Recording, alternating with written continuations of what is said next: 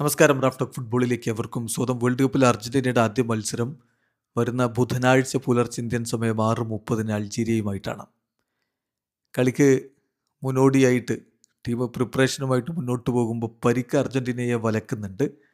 ഇത് ഏറ്റവും ഒടുവിൽ നിക്കോളാസ് ടാഗ്ലിയാഫിക്കോക്ക് പരിക്ക് പറ്റിയിരിക്കുന്നു. അദ്ദേഹം അൾജീരിയക്കെതിരെ കളിക്കാനുള്ള സാധ്യത കുറവാണ് എന്ന് ഗാസ് നെഡൂൽ റിപ്പോർട്ട് ചെയ്യുന്നു. ഒരുപക്ഷെ ആദ്യത്തെ 2 മത്സരങ്ങൾ നഷ്ടമായേക്കും എന്നാണ് മറ്റ് ചില അർജന്റീൻ മാധ്യമപ്രവർത്തകർ നൽകുന്ന വിവരം. പക്ഷേ നമുക്ക് ഗാസ് നെഡൂലിനെ വിശ്വസിക്കാം.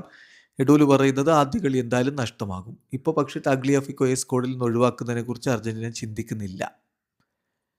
ബലേഡിക്ക് പരിക്ക് പറ്റി, പകരം ഒരു മധ്യനിര താരത്തെ സ്ക്വാഡിലേക്ക് കൊണ്ടുവന്നേക്കുമെന്നുള്ള വാർത്തകൾ ഉണ്ടായിരുന്നു. പക്ഷേ ബലേഡിക്ക് പകരം ഡിഫൻഡറെ തന്നെ, സെൻസിയെ തന്നെ കൊണ്ടുവന്നു. അതിൻ്റെ കാരണം ടാഗ്ലിയാഫിക്കോയുടെ ഇഞ്ചുറി പ്രോബ്ലം കൂടിയാണ് എന്നാണ് ഇന്നലെ ഗാസ് നെഡൂൽ പറഞ്ഞിരുന്നത്. ഇപ്പോൾ കൂടുതൽ വിവരങ്ങൾ വന്നിട്ടുണ്ട്. എന്ത് പരിക്കാണ് ടാഗ്ലിയാഫിക്കോക്ക് സംഭവിച്ചിരിക്കുന്നത്, എന്താണ് സ്കലോനിയും സംഘവും അദ്ദേഹത്തിൻ്റെ കാര്യത്തിൽ ഇപ്പോൾ എടുത്തിരിക്കുന്ന തീരുമാനം നമ്മളൊന്ന് പരിശോധിക്കുകയാണ്. അതായത് നിക്കോളാസ് ടാഗ്ലിയാഫിക്കോയുടെ ഇഞ്ചുറി ഡീറ്റെയിൽസ് എന്ന് പറഞ്ഞാൽ അദ്ദേഹത്തിൻ്റെ സൊലിയസ് മസിലിനാണ് ഇഞ്ചുറി പറ്റിയിരിക്കുന്നത്.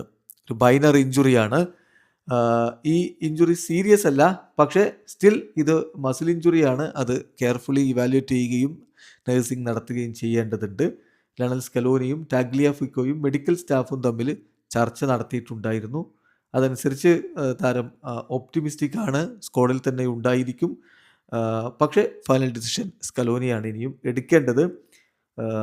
നിക്കോളാസ് ടാഗ്ലിയാഫിക്കോയെ അർജന്റീനയുടെ സ്ക്വാഡിലെ വളരെ ഇമ്പോർട്ടൻറ്റ് പ്ലെയർ ആയിട്ടാണ് അവരുടെ കോച്ചിങ് സ്റ്റാഫ് പരിഗണിക്കുന്നത്. അതുകൊണ്ട് തന്നെ സ്ക്വാഡിൽ നിന്ന് ഇമ്മീഡിയറ്റ്ലി ഒഴിവാക്കുന്നതിനെ കുറിച്ച് ചിന്തിക്കുന്നില്ല.